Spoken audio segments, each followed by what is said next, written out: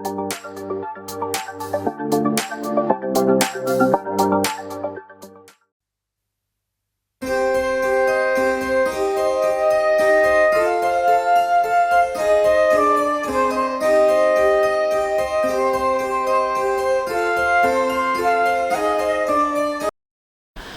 Lord. पुन्हा एकदा सर्वांचं स्वागत. Shiloh Pentecostal church Solapur official या यूट्यूब चॅनलमध्ये. या चॅनलला आपण लाईक करूयात, सबस्क्राईब करूयात आणि अधिकाधिक लोकांपर्यंत हे चॅनल आपण शेअर करूयात. त्याचप्रमाणे शिलोह पेंटिकॉस्टल चर्च सोलापूर या नावाचं आपलं फेसबुक पेज देखील आहे, ते देखील आपण लाईक करूयात आणि सबस्क्राईब करूयात. परमेश्वर अद्भुत कार्य या ठिकाणामध्ये करत आहे. जर तुम्हाला या ठिकाणामध्ये यायचं असेल, जर कोणाला काही प्रार्थनाची विनंती द्यायची असेल तर या ठिकाणामध्ये तुम्हाला 4 नंबर सांगत आहे. पहिला नंबर आहे 9860274141. दुसरा नंबर आहे 9850144151. तिसरा नंबर आहे 9730319999 आणि चौथा नंबर आहे 9922882179. हे 4 नंबर शिलोह पेंटिकॉस्टल चर्च सोलापूरचे अधिकृत नंबर आहेत. या नंबरवर तुम्ही संपर्क साधू शकता आणि प्रार्थना विनंत्या तुम्ही या ठिकाणामध्ये पाठवू शकता. आणि ही वेळ आहे परमेश्वराच्या वचनाची. आपल्यामध्ये पास्टर येत असताना आपण जोरदार टाळ्याने त्यांचं स्वागत करूयात. The Lord. सर्व आशीर्वादित आहात. नेहमी आनंद असला पाहिजे हृदयामध्ये, आनंद असला पाहिजे. फक्त आनंदी राहा. घरामधून एकटे निघाला असाल, शिलोह पेंटिकॉस्टल चर्चमध्ये येत असताना तुमच्यासोबत 10 तुमचे मेंढरं तुमचे तयार असतील इथे. फक्त हसल्यानंतर ह्या गोष्टी होतात. आलं का लक्षामध्ये? सोप्या गोष्टी आहेत. परमेश्वर का मोठे मोठे खड्डे खाण्याला सांगत नाही. ह्या ठिकाणी तुम्ही सर्वजण आज आलेले आहात. कशामुळे आलेले आहेत माहिती आहे? परमेश्वर तुमच्यावरती अधिक प्रीती करतो. आज तुम्ही आला म्हणजे तुम्ही काय केलं माहिती का? काय केलं? प्रत्येक वेळी आपण जे काय करतो, प्रत्येक वेळी जे काय त्याप्रमाणे वचनाप्रमाणे तुम्ही आपल्याला तोलण्याचा प्रयत्न करा. वचनाप्रमाणे तुम्ही काय केलं ह्या ठिकाणी तुम्ही विचार करा. अशा प्रकारे तुम्ही स्वतःचं परीक्षण करायचं आणि स्वतःच्या जीवनाची परीक्षा करायची. ह्या ठिकाणी तुम्ही आलात म्हणजे काय केलं ह्या ठिकाणी? काढा रोमकरास 8वा अध्याय आणि पहिलं वचन. फक्त पहिलं वचन वाचा, मोठ्याने वाचा.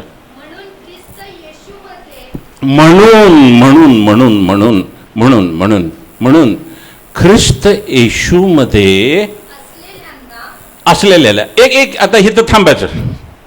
ख्रिस्त येशूमध्ये तुम्ही आहात का? मग ते सिद्ध करावं लागेल ना, सिद्ध करावं लागेल. घाई गडबड करायचं नाही. वंदे एक्सप्रेसमध्ये जायचं नाही. आपल्याला हळू बैलगाडी असली तरी चालते. उद्धार बैलगाडीने होतो. जे ख्रिस्त येशूमध्ये असलेल्यांना, इथं सर्व जे बसलेले आहेत ते ख्रिस्त येशूमध्ये आहेत. आपल्यासाठी मोठ्याने जोराने टाळी वाजवा. तुम्ही ख्रिस्त येशूमध्ये आहात. साधारण गोष्ट नाहीये. तुम्ही याचं म्हणून इथं आलेलं नाहीये. परमेश्वराने तुमचा हात धरला आणि त्यानंतर तुम्हाला हाताने धरून या ठिकाणी तो घेऊन आलेला आहे. का?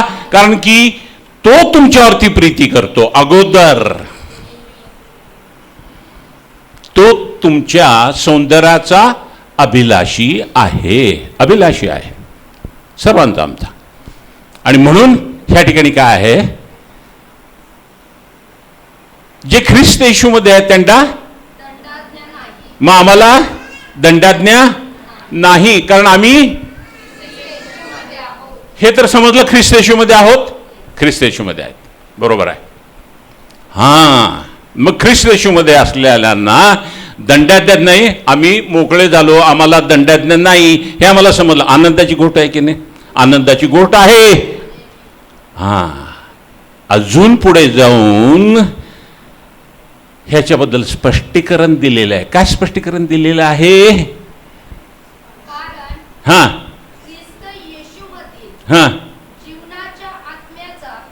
नाही. कुठलं वाचता तुम्ही? रोमकरास 8. ठीक आहे.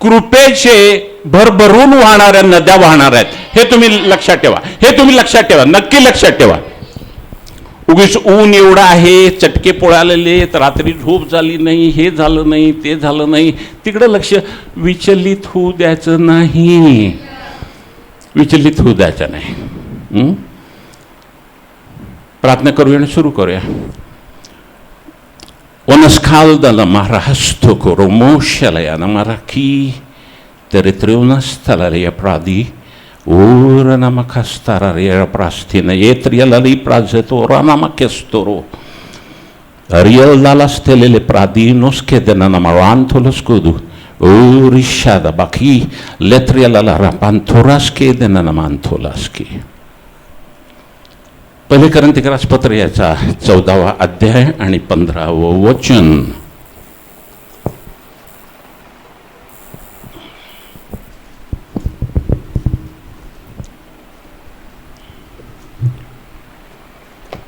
वाचा म्हटले. तर मग काय, मी प्रार्थना आत्म्याच्या सामर्थ्याने करणार, मी प्रार्थना आत्म्याच्या सामर्थ्याने करणार व बुद्धीच्या सामर्थ्याने. प्रार्थना किती प्रकार केली जाते? आत्म्याने आणि बुद्धीच्या सामर्थ्याने. आता मी प्रार्थना केली कशी केली? आत्म्यामध्ये केली. आणि मी जर मराठीमध्ये जर करू लागलो तर ती मी कशाने केली? बुद्धीने बुद्धीने बुद्धीने. आणि त्याच्या पुढचा भाग जो आहे तो फार महत्वाचा आहे. वाचा. मी स्तोत्र आत्म्याच्या सामर्थ्याने गाणार व बुद्धीच्या सामर्थ्यानेही गाणार. हा, आत्म्यामध्ये पण गायचं बरं का. गाता येते का आत्म्यामध्ये? गाता तुम्ही आत्म्यामध्ये? हा, गाता? तुम्ही जे सर्व गाणं म्हणता ना, किती तर गाणे मला येत नाहीत, पण तुम्हाला ट्यून माहीत आहे. आणि मग मी त्याच्यामध्ये काय करतो? आत्म्यामध्ये मी गातो. आत्म्यामध्ये मी वेळ वाया घालत नाही, काहीतरी कुटाणा करत असतो त्याच्या विरोधामध्ये करत बसायचं सारखं. उखळ आहे का घरामध्ये? उखळ आहे का? किती जण वापरतात उखळ? हा, हे मिक्सर सोडून टाका हो. मिक्सर सोडून टाका. चवदार होत नाही. भर दिशे होतं, काही त्याला जिभेला चवच नाही. उखळ आहे का? उखळीत करायचं. साऊथमध्ये इडली, रवा डोसा कशामध्ये करतात? त्याच्यामध्ये करतात. चविष्ट होतं, चविष्ट. चवदार व्हायला पाहिजे. आणि ह्या ठिकाणी काय आहे तर काय सांगतो तुम्ही आता? स्तोत्र आत्म्याच्या सामर्थ्याने हां, गाणार. आत्म्याच्या सामर्थ्याने गाणार. आत्म्याने गायचं म्हणजे आत्म्याने केलेली प्रार्थना फार प्राथमिक आहे असं इंग्रजीमध्ये पण सांगितलं बरं का. आणि त्यानंतर मी आत्म्यामध्ये पण गायलं पाहिजे. वचन नुसते ऐकणारे होऊ नका, त्याप्रमाणे करणारे व्हा. कारण जर तुम्ही त्याप्रमाणे करत नाही तर तुमची त्या ठिकाणी काय होते? फसवणूक होते. फसवणूक करून घेऊ नका. परमेश्वराला त्या ठिकाणी साधं नुसतं गुणगुण गायचं आणि त्यामध्ये आत्म्यामध्ये गुणगुण करायचं. ओके. ह्या ठिकाणी आज परमेश्वराने जे काही माझ्या डोक्यामध्ये घातलेलं आहे ते फार महत्वाचं आहे. आज फार महत्वाचं आहे. यशाया 53:5 खरे पाहिले असता तो आमच्या अपराधांमुळे घायल झाला, आमच्या दुष्कर्मांमुळे ठेचला गेला, आम्हाला शांती देणारी अशी शिक्षा त्याला झाली, त्याला बसलेल्या फटक्यांनी आम्हाला आरोग्य प्राप्त झाले. होणार आहे का? होईल का? झालं. ऑलरेडी हे झालेलं आहे. पाठीमध्ये झाले. दिस हॅज ऑलरेडी बी डन. हे झालेलं आहे आमच्या आयुष्यामध्ये. आमेन म्हणायचं. परमेश्वराला दररोज ह्याच्याबद्दल धन्यवाद द्यायचे. येशू ख्रिस्त तुला बसलेल्या फटक्यांनी आम्हाला आरोग्य प्राप्त झालं. एक नवीन प्रगटीकरण आज तुम्हाला समजणार आहे आणि त्या प्रगटीकरणामुळं तुम्हाला येणारे आशीर्वाद पुन्हा एक वार तुम्हाला ह्या खड्ड्यात पडावं लागणार नाही कधी. हे मी गॅरंटी देतो, हे मी सांगतो. हे मी सांगतो. कारण वचनच तसं आहे, तुम्हाला सत्य समजेल आणि सत्य तुम्हाला बंधनमुक्त करेल. बंधन आहेत, बंधन मला दिसले म्हणून मी त्या ठिकाणी या ठिकाणी बघितलं. मी what I do when I talk with the people. मी उगीच मजा करायचं, बडबड करायचं, काहीतरी करायचं ह्याच्यासाठी मी बडबड करत नाही, बोलत नाही. मला समजतं त्या व्यक्तीला काय कमतरता आहे, त्या व्यक्तीमध्ये काय, ह्या चर्चमध्ये काय काय कमी आहे, काय कमी आहे आणि काय त्या ठिकाणी द्यायला पाहिजे. ह्या ठिकाणी परमेश्वर सांगितले हे सांग त्यांना. बरं, तर त्याला बसलेल्या फटक्याने आम्हाला आरोग्य प्राप्त झाले. बरोबर आहे. दुसरं एक वचन आहे त्याला जोडून आहे, 1 पेत्र 2:24. त्याने स्वतः तुमची आमची पापे स्वदेही वाहून खांबावरती नेली, यासाठी की आपण पापाला मेलेले होऊन सदाचरणासाठी जगावे. त्याला बसलेल्या माराने तुम्ही निरोगी झाला आहात. 2 ठिकाणी दिले हो, 2 ठिकाणी दिले. काय उगीच छाप्याचं म्हणून छापले का? उगीच छाप्याचं म्हणून हां का दिलेलं आहे? एकदा सांगितलेलं ऐकत नाही, कळत नाही. ह्या ठिकाणी मला इतकं बरं वाटतं. ह्या ठिकाणी हे लहान लेकर बसलेले आहेत बघा, लहान लेकर. परंतु ते जसं मी सांगतो तसं ते शास्त्र उघडून त्या ठिकाणी, yes many of you, yes what is this is Jesus Christ. We are carrying Jesus Christ with us. येशू ख्रिस्ताला आम्ही आणतो. कोणाला दंडाज्ञा नाही? जे ख्रिस्त येशूमध्ये. कोण आहे ख्रिस्त येशू? वचन आहे. जे वचनामध्ये आहेत हे लहान लेकरांना अगोदरपासून ते शिकतायत. बघा किती सुंदर आहे, किती सुंदर आहे की नाही. लहान लेकरांना का दिलं आमच्या जीवनामध्ये? आम्ही त्यांच्याकडे पाहून शिकावं शिकावं शिकावं शिकावं म्हणून लहान लेकरांना आम्हाला उगीच लग्न झाले की लगेच मुलं नाही नाही नाही नाही नाही नाही नाही नाही नाही. त्यांच्याकडे बघून आम्ही कुठं जायचं? स्वर्गाच्या राज्यामध्ये. कारण स्वर्गाचं राज्य त्यांचं आहे. आम्ही त्यांच्याकडे बघून त्यांच्यासारखं नम्र व्हायचं, त्यांच्यासारखं लहान व्हायचं, त्यांच्यासारखं स्वाभाविकरित्या अत्यंत नम्र स्वच्छ मनाचे व्हायचं. आणि त्याप्रमाणे you are blessed man, you are blessed, you are blessed. Receive that, receive that. You are really blessed. All those people with the word of God today, they are blessed, they are blessed. बर, हे 2 त्या ठिकाणी वचन आली. बरोबर आहे. मग ह्या वचनावरून आम्ही काय समजायचं की आम्ही त्याला बसलेल्या फटक्याने आम्हाला आरोग्य प्राप्त झाले आणि त्याला बसलेल्या माराने तुम्ही निरोगी झाला आहात. मग ह्या 2 वचनावरनं आम्ही काय समजावं? आम्ही निरोगी आहोत. मग ह्या ठिकाणी मी जर म्हणालो किती जण आजारी आहेत हात वर करा, म्हणजे मला वचन समजलं नाही, म्हणजे मी देहामध्येच चालतो. पास्टरने तसं म्हणू पण नाही, विचारू पण नाही. चुकीचं आहे ते, चुकीचं आहे ते. मी सिद्ध करून दाखवलं तुम्ही आत्म्यामध्ये आहात. बरोबर आहे. तुम्ही ख्रिस्त येशूमध्ये आहात. तुम्हाला दंडाज्ञा नाही आहे. तुम्ही स्वतः सिद्ध केलेलं आहे. आणि ह्या ठिकाणी मी तुम्हाला विचारणं आजारी आहात का? तर त्या ठिकाणी काय, मी तुम्हाला देहातला प्रश्न विचारतो, आत्म्यातला नाही. आणि त्या ठिकाणी मी तुमची फसवणूक करतो. मी फसवणूक तुमची करणार नाही. तुम्ही ऑलरेडी आत्म्यामध्ये आहात आणि मी तुमच्यावरती असा लेबल लावणं, कारण तुम्ही पवित्र आहात. कलेशन्स 1:22 मध्ये तुम्ही पवित्र आहात, निर्दोष आहात आणि निष्कलंक आहात. तुमच्यामध्ये कुठला कलंक नाही, तुमच्यामध्ये कुठला दोष नाही.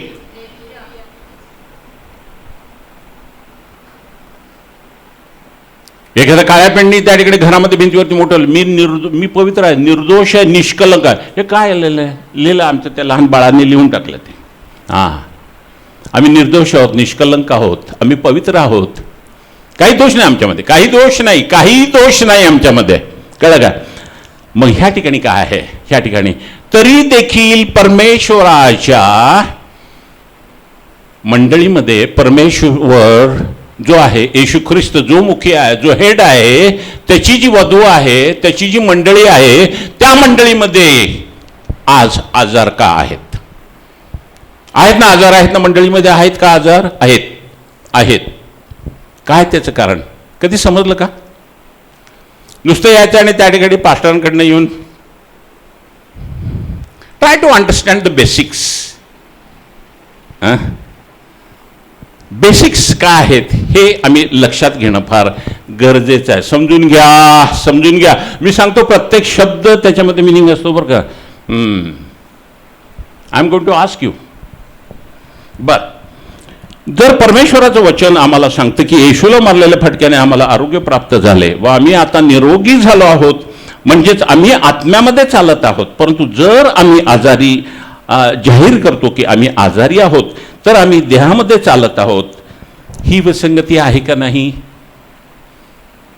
विसंगती आहे. परंतु त्या माणसाला आत्मा मध्ये चालणं किंवा देहामध्ये चालणं ते त्याला माहीत नसल्या कारणाने तो ते म्हणतो. परंतु ह्याच्या मागचं कारण काय आहे ते आज आपण समजून घेऊया आणि त्याप्रमाणे आज वागण्याचा प्रयत्न करूया.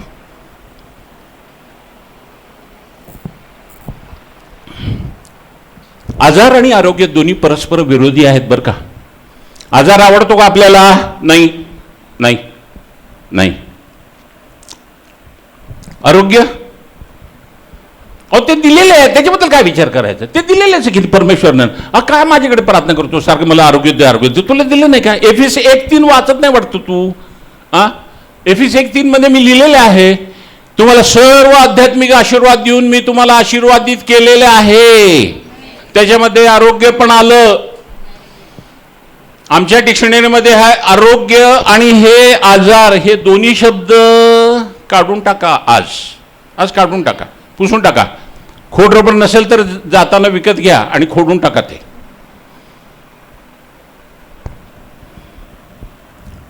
आजार व आरोग्य दोन्ही परस्पर विरोधी आहे. एक चांगले एक वाईट. आजार शरीरामध्ये आहे व आरोग्य कुठं आहे?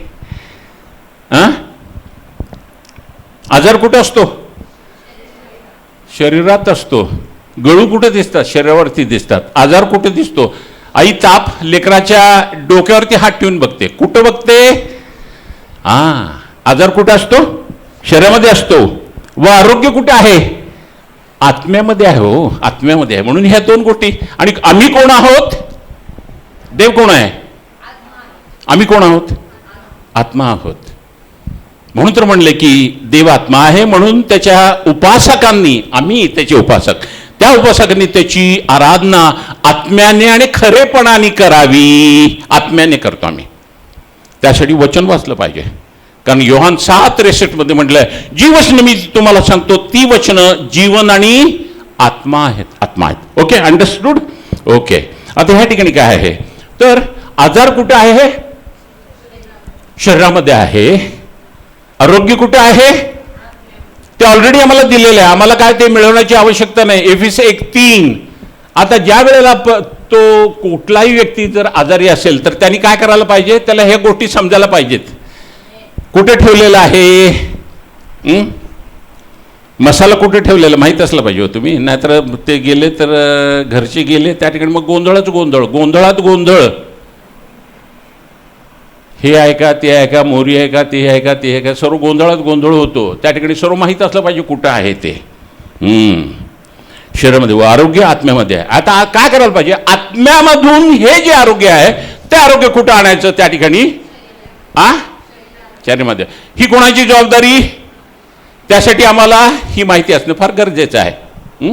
अभ्यास करणं गरजेचं आहे. उगीच त्या ठिकाणी परीक्षा आली. कसली परीक्षा आली? विश्वासाची परीक्षा होत असताना काय निर्माण होतो? धीराला आपलं काम पूर्ण करू द्या बरं का. मग आता त्या काय झालं? एफएस 3 प्रमाणे आम्हाला सर्व आरोग्य प्राप्त झाले आहे आत्म्यामध्ये व ते आम्हाला विश्वासाच्या द्वारे शरीरामध्ये आणलं पाहिजे. ही आमची वैयक्तिक जबाबदारी आहे. यासाठी आम्हाला हे जाणून घेणं अत्यंत गरजेचं आहे की आम्ही रोमकरास 8:1 प्रमाणे देहामध्ये चालत नसून आत्म्याप्रमाणे चालत आहोत. ओके, 8:1 मध्ये दिलेले बरं काय.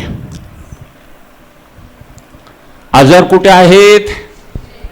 शरीरामध्ये. लक्षात घ्या.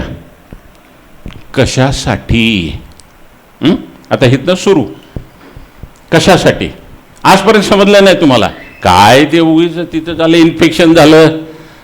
तिकडे गेलो होतो त्या ठिकाणी तो माणूस त्या ट्रेनमध्ये बसला होता, खोकत होता, भरपूर खोकत होता. अहो काय तुम्ही पेटंट आहात. तुम्हाला त्या ठिकाणी विशेष रीतीने तुम्हाला तयार केलेलं आहे. तुमच्यामध्ये येशू ख्रिस्ताचं जीन आहे. एमेन. येस.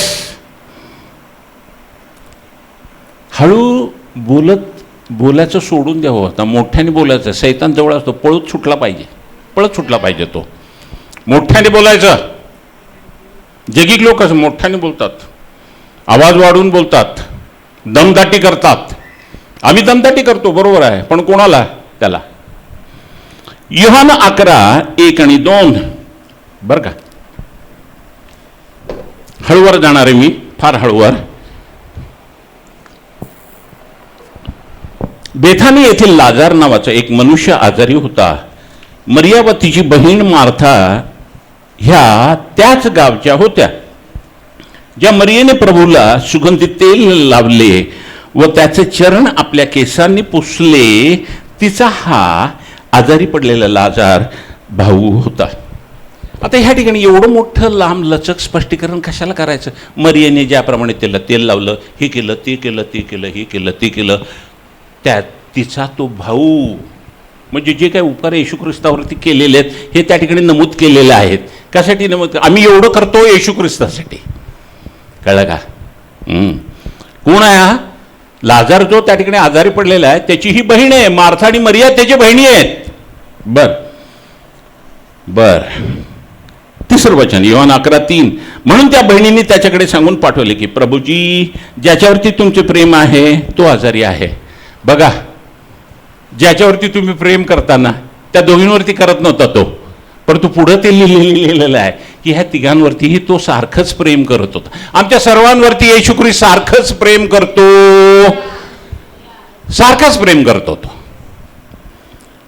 सांगून पाठवले की प्रभूजी, ज्याच्यावरती तुमचे प्रेम आहे ना तो आजारी. म्हणजे ह्या ठिकाणी जर त्या ठिकाणी एक नोट लावली, तू ज्याच्यावरती जास्ती प्रेम करतो तो तुझं काम करतो ना, सारखं तुझ्या पाठीवर, पास्टरच्या पाठीवर जातो तो सारखा आणि पास्टरचंच काम करतो. म्हणून पास्टरला नोट पाठवायची. काय नोट पाठवायची? पास्टर, जे तुमचं काम करतो, जे तुमच्यावरती जास्ती प्रीती करतो ना तोच आजारी आहे. कशासाठी? लवकर या, लगेच या, लगेच या, लगेच या. ही आडकाठी आहे, ही हुक्क आहे. पास्टरला हुक्क, येशू ख्रिस्ताला हुक्क आहे इथं. तू ज्याच्यावरती प्रेम करतोस ना तो आजारी आहे, म्हणून तू लगेच ये, लगेच ये. येशू लवकर येण्यासाठी. परंतु येशू आला का? नाही आला. येशू कोणाचा ऐकतो? आपल्या पित्याचं ऐकतो. जे काही पिता त्या ठिकाणी करताना पाहतो ते तो करतो. जे काही पिता त्या ठिकाणी बोलताना पाहतो ते तो करतो. आणि त्याप्रमाणे मरिया म्हणाली, मग ते येऊन म्हणाले, अरे बघ ना, त्या ठिकाणी त्यांचा द्राक्षरस संपलेला आहे, बघ काय करतो त्या ठिकाणी. तो म्हणाला, बाई, तुझा माझा काय संबंध? लोकांना वाईट वाटतं. आपली आई असताना तिला बाई म्हणाला. काय त्या ठिकाणी काय आहे? तुझा माझा संबंध नाही. म्हणजे अजून मला माझ्या पित्याने काय करायचं ते मला सांगितलं नाही, त्याप्रमाणे मी करणार नाही. तो सर्व काही येशू ख्रिस्त सर्व काही आपल्या पित्याने जे सांगितले त्याप्रमाणे तो करत होता. आणि त्याप्रमाणे तो करत असल्या कारणानं तो सर्व काही, तो म्हणतो ना, मी माझ्या पित्याच्या आज्ञा पाळतो आणि त्याच्या प्रीतीमध्ये राहतो, तसे तुम्ही माझ्या आज्ञा पाळा आणि माझ्या प्रीतीमध्ये राहा, असं त्यांनी आम्हाला सांगितलेलं आहे. सर्व काही तो. म्हणून मार्था आणि मरियाने काय स्पेशल नोट पाठवली म्हणून त्या ठिकाणी पळत जाणार असा तो नाही आहे. त्या ठिकाणी केव्हा पित्याला गौरव द्यायचं, कशा रीतीने द्यायचं हे त्याला माहित आहे, हे त्याला माहित आहे. बरं का. योहान 11:4 मध्ये आता आपण ह्याच्यावरती मनन करणार आहोत. बरं का. ते ऐकून येशू म्हणाला, काय म्हणाला? हा आजार मरणासाठी नव्हे तर देवाच्या गौरवार्थ, म्हणजे त्याच्या योगे देवाच्या पुत्राचा गौरव व्हावा यासाठी आहे. आजार कशासाठी आहे? समजलं का? आजार आला तर किरकिर, कुरकुर, ठुरठुर, पुरपूर काही करायचे नाही. त्याला नावं बिलकुल ठेवायचं नाही. कशासाठी आहे ते? देवाच्या गौरवासाठी आहे. अगोदर माहित होतं का तुम्हाला? माहित होतं? माहित होतं? देवाच्या गौरवासाठी आहे, माहित होतं? उगीच डोकं हलवायचं नाही. I am going to ask you. Yes, yes. हा जर मरणासाठी नाही तर देवाच्या गौरवात, म्हणजे त्याच्या योग्य देवाच्या पुत्राचं गौरव व्हावं यासाठी आहे. देवाचं गौरव त्यांनी केलेलं नाही म्हणून देवाने त्यांना आठवण करून दिलेली आहे. अनेक वेळा आम्ही देवाचा गौरव करत नाही हो, देवाचा गौरव करत नाही.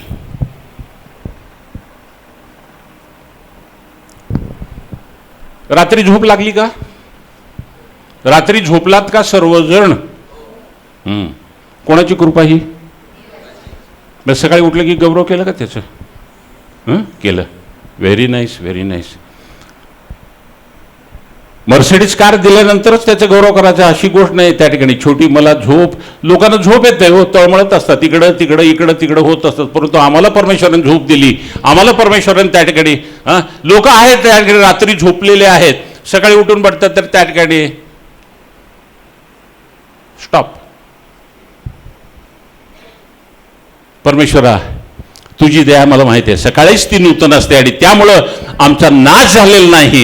हे परमेश्वर गौरव, छोट्या छोट्या गोष्टीमध्ये गौरव द्यायला शिकायचं. त्या ठिकाणी गौरव दिल्यानंतर काय होतं, त्या ठिकाणी त्यांनी गौरव केले नाही. येशू ख्रिस्त नेहमी बेथानी या ठिकाणी दोघींच्या घरी तो जात असे, त्या ठिकाणी तो राहत असे, त्या ठिकाणी सर्व करत असे, परंतु त्यांनी किरकोळरित्या त्याला समजलेलं आहे आणि त्या ठिकाणी कधी त्याप्रमाणे त्याला तो जे ऑनर आहे ते त्या ठिकाणी त्याला जे काही हे जे पाहिजे रेकग्निशन पाहिजे त्याला ते कधी दिलेलं नाही, त्याचा कधी सत्कार केला नाही, त्याचा गौरव केलेला नाही. आणि म्हणून त्या ठिकाणी आजाराने त्याने काय केलेलं आहे, आजार लाजरसामध्ये आजार पाठवलेला आहे. येशू ख्रिस्त काय काय वेळेला ह्या गोष्टी घडवून आणतो, त्यासाठी आम्ही लक्षात आणायला पाहिजे. थोडंसं काही सर्दी खोकला सुरू झालं त्या ठिकाणी आम्हाला इन्स्टिंक्ट यायला पाहिजे, काय परमेश्वराचं गौरव आम्ही करायला विसरलो, लगेच गौरव सुरू करा. 15 मिनिटं नुसतं गौरव करा, घ्या सर्वांना घ्या आणि गौरव करायला सुरू करा, त्या ठिकाणी आजार निघून जातो. नाही चला आपण इकडे जाऊ, स्पेशलिस्टकडे जाऊ, मला असं वाटतं ते होतंय, मला असं वाटतं ते होतंय, बहुतेक हे झालं ते झालं, ते न करता काय करा, तुम्ही परमेश्वराचं गौरव करा.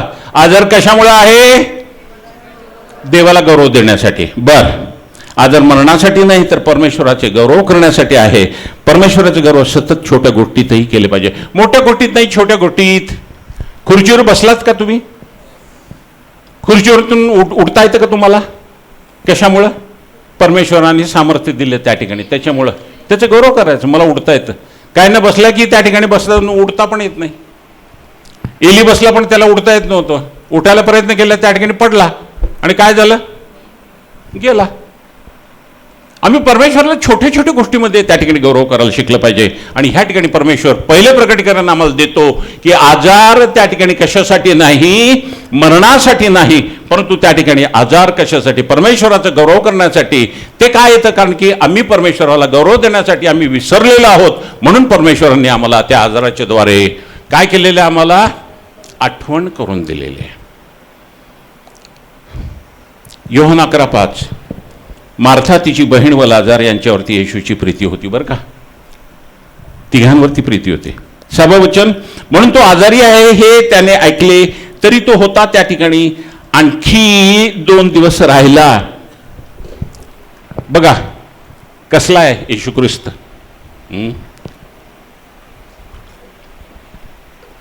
नेहमी बेतानी तिथं आला, येरुशलेमाला आले की बेतानी जवळच आहे ना, खायचं प्यायचं मस्तपैकी झोपायचं.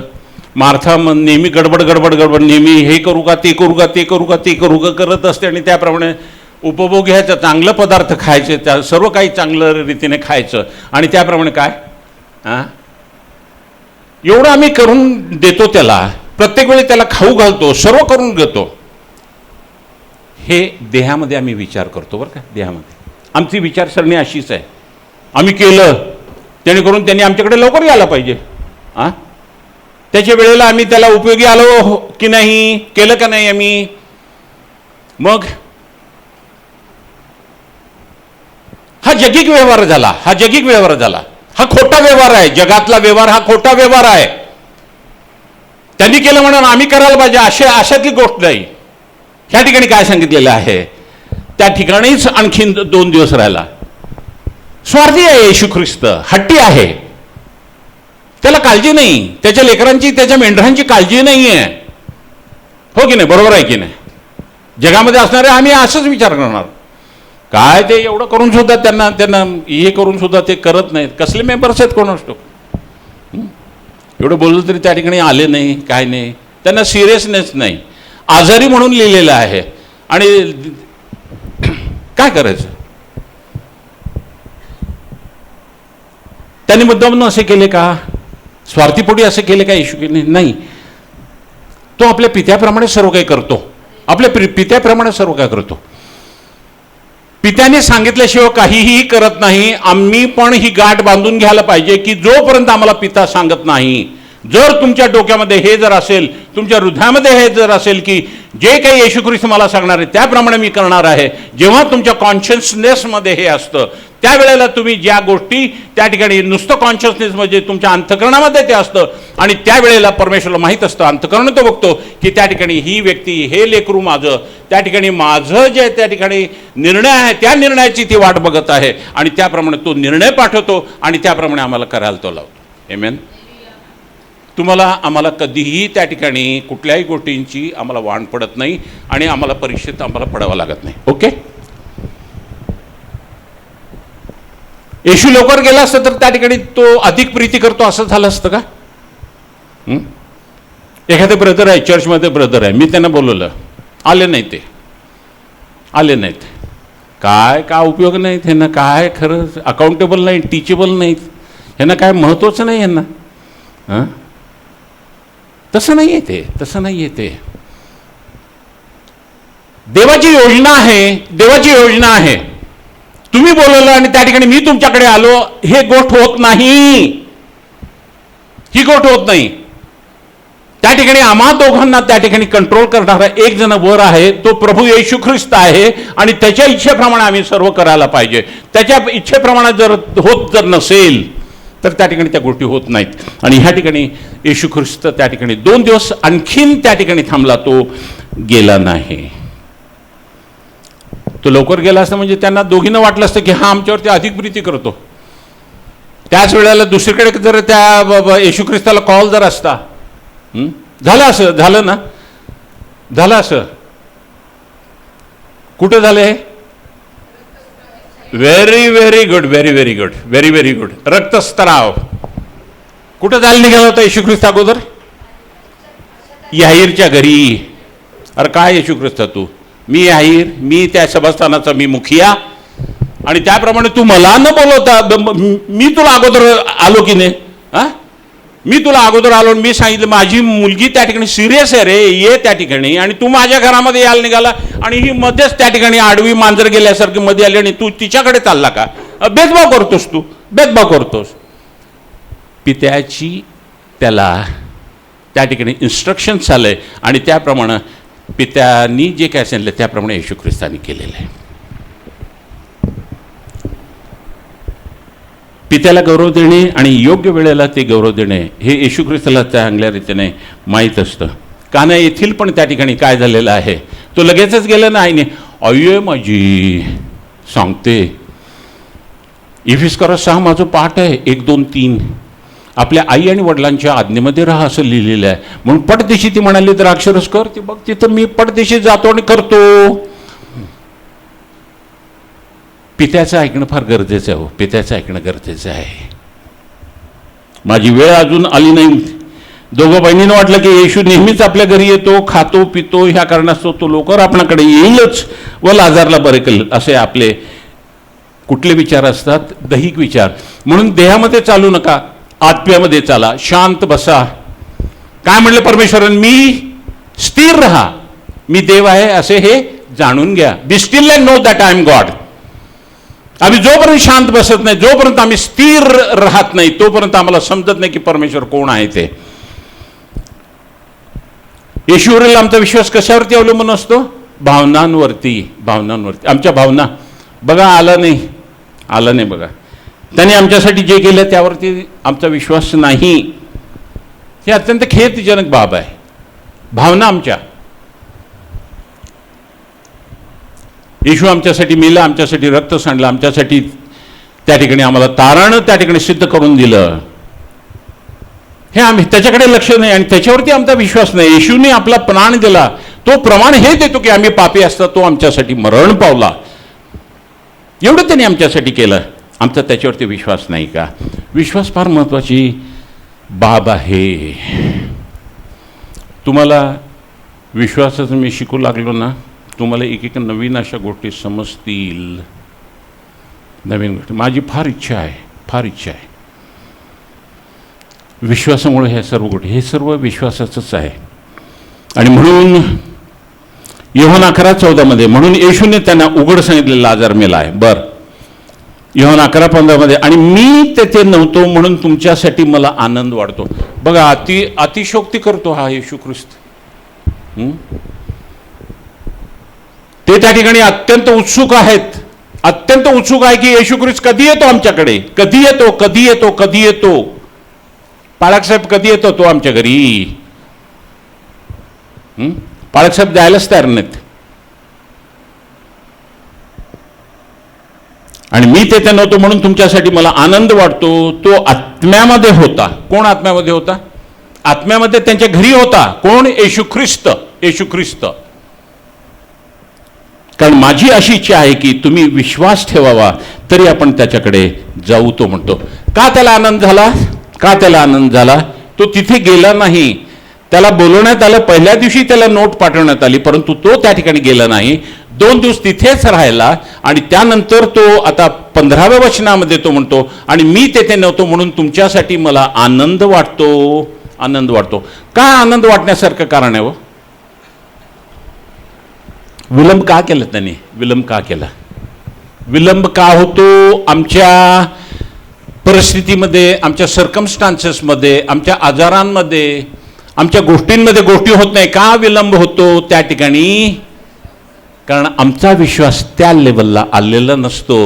हे परमेश्वर पाहतो त्या ठिकाणी, आणि म्हणून त्याला आनंद झाला की मी तिथे नव्हतो म्हणून त्या ठिकाणी मला आनंद होतो. कारण की माझी अशी इच्छा आहे की त्यांचा विश्वास वाढावा. त्यांचा विश्वास, तुम्ही विश्वास ठेवावा तरी आपण त्यांच्याकडे जाऊ. येशू लाजाराच्या घरी नव्हता म्हणून तो आनंदित होता, यासाठी की त्यांनी विश्वास ठेवावा. त्या दोघींचा विश्वास नव्हता. त्या दोघींचा विश्वास नव्हता. ते गृहीत धरत होते येशू आमच्याकडे येतो. विशेष करून बेथानीमध्ये फक्त ह्या घरामध्ये तो येशू ख्रिस्त जात होता म्हणून ह्यांना आनंद होता. बघा, अत्यंत त्यांना गर्व होता. येशू ख्रिस्त आमच्याच घरी येतो, तुमच्या घरी येत नाही तो. कधी कधी आम्हाला गर्व होतो ना, कोणतरी आमच्याकडे विशेष आले की आम्हाला गर्व होतो. हा, आलेत आमच्याकडे, आलेत. बरं, येशू ख्रिस्ताचं तसंच आहे. त्या ठिकाणी त्यांना आनंद त्या ठिकाणी होता, परंतु त्या ठिकाणी त्यांचा विश्वास बिलकुल नव्हता आणि त्यांना गृहीत धरून ठेवलं होतं. यासाठी की त्यांनी विश्वास ठेवा. लाजार मेला आहे व मार्था मरियाचा विश्वासही मृत झालेला आहे. ह्या ठिकाणी विश्वासाचा शेवट झालेला आहे. बघा, विश्वासाचा शेवट होत नाही. विश्वासाने त्या ठिकाणी परमेश्वराला आम्ही संतुष्ट करण्यासाठी, इब्री 11:6 दिलेला आहे, विश्वास परमेश्वराला संतुष्ट करण्यासाठी आहे, त्याला संतुष्ट करण्यासाठी आहे. असं अर्धवट त्याला संतुष्ट करता येत नाही. अर्धवट त्याला संतुष्ट करता येत नाही. आमचा विश्वास स्थिर असला पाहिजे, सर्व परिस्थितीमध्ये स्थिर असला पाहिजे. अनेक वेळेला त्या ठिकाणी मी पाहिलेलं आहे, पुष्कळ रिलेटिव्ह वगैरे त्या ठिकाणी फोन करतात. त्या ठिकाणी काय झालं? ही इज नो मोर म्हणतात. नो मोर काय? तो आता अस्तित्वात नाही, तो गेलाय. आणि माझ्या इथे त्या ठिकाणी मला आता मी जाणार त्या ठिकाणी, मला 2.5-3 तास कारने जायला लागणार. आणि त्याप्रमाणे माझी अशी योजना असते, माझ्या डोक्यामध्ये ते विचार आहेत की त्या ठिकाणी मला माहिती आहे हा विश्वासाचा शेवट नाही. त्या ठिकाणी काय करायला पाहिजे? जाऊन त्या ठिकाणी त्याच्यावरती हात ठेवून जर विश्वासाने आणि खरेपणाने केलेली प्रार्थना कार्य करण्यामध्ये अत्यंत प्रबळ असते. आणि ह्या ठिकाणी 2-3 मी घेऊन त्या ठिकाणी जर प्रार्थना केली तर त्या ठिकाणी ते होईल. त्या ठिकाणी माझा विश्वास असतो. परंतु त्या ठिकाणी जे थांबलेले ते म्हणतात आता काय खरं नाही, सर्व संपले आहे. आणि ते त्या ठिकाणी कॉफिन बनवायची पण तयारीत ते लागलेले आहेत. अशी दुःखद परिस्थिती आहे, सर्वत्र आहे. योहान 11:17 येशू आला तेव्हा त्यांना कळले की त्याला कबरेत ठेवून 4 दिवस झाले आहेत. म्हणजे आता विश्वासाची आवश्यकताच नाही. कुठे ठेवले त्यांनी? आता येशू ख्रिस्त आल्यानंतर काय करायचं? आता प्रेतक्रियाला जायचं फक्त.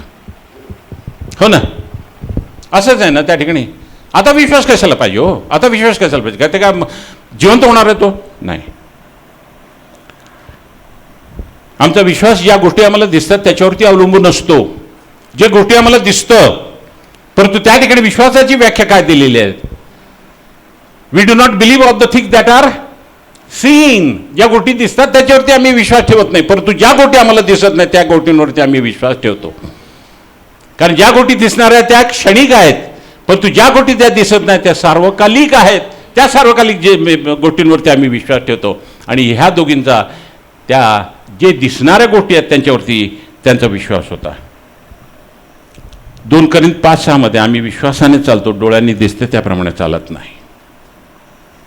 मार्क 5:35 याहिराचे मित्र येऊन म्हणाले, तुझी कन्या मेली आहे रे, आता गुरुजींना त्रास देऊ नकोस, गुरुजींना त्रास देऊ नकोस. याहीर प्राथमिकरित्या तो प्रथम आला, त्याच्या येशू ख्रिस्ताच्या समोरी उपडी पडला आणि त्या ठिकाणी तो त्याला म्हणतो की तू ये, माझ्या मुलीवरती तू हात ठेव म्हणजे ती बरी होईल आणि त्या ठिकाणी ती पुन्हा जगेल, पुन्हा ती जगेल. हा विश्वास त्यांनी जाहीर केला आणि त्याप्रमाणे ते सर्वजण त्याच्या घरी चाललेले. परंतु ही स्त्री मध्ये आल्यानंतर त्या सर्व गोंधळ झालेला आहे आणि त्या ठिकाणी विलंब झालेला आहे. आणि तो विलंब त्या ठिकाणी कशामुळे विलंब झाला?